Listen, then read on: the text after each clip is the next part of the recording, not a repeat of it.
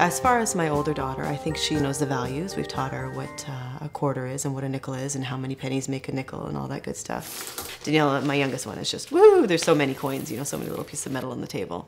So how many pennies do you need to make one nickel? 1. No? 11. Don't just guess. Look. My youngest one has no concept of I found a dime versus I found a toonie versus I found a penny. A quarter's more than a loonie. As far as my older daughter, I think she's aware of what money does. She knows how we make it. Money comes from my parents. They work and then they make money and then they put it in the bank.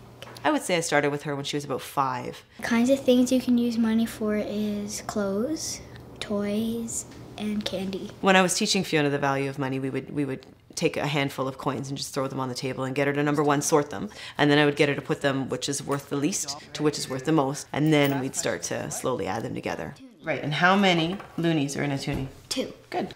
Money is something that you use to pay for stuff. I started right away pretend shopping. That was the big thing for her. She loved to pretend shop. We've played store with my mom at nighttime. She's not as interested in these kind of things, so we have a little bit more difficulty getting her to sit with the numbers. But she's starting to get it now. She understands that you have to give money to get the orange, for example. She understands the whole transaction more than the actual currency issue.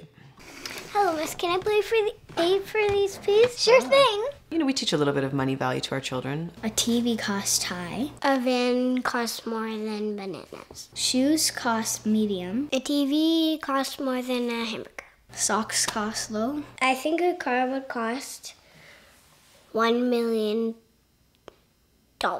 My youngest daughter does not really fully understand value. She knows at this point, mommy and daddy work to make money, but I don't think she really gets, you know, how you, that you go to work and somebody pays you for doing the work you do, and then that money comes to you, and then I don't think they really fully understand that yet.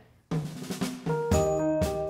Patel family experience just goes to show that kids don't all grasp the concept of money at the same rate. Daniela isn't getting it quite as quickly as her sister Fiona did.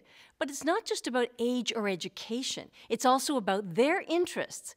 Tina can take the next step in teaching her girls about the value of money by making their pretend shopping real. Give kids something to buy with cash at every shopping outing, and make sure you appeal to their interests. It can be socks, cookies, or the ingredients for spaghetti.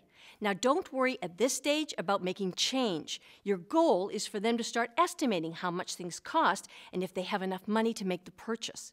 You can start with a single familiar item and gradually build them up so they're making their own shopping list.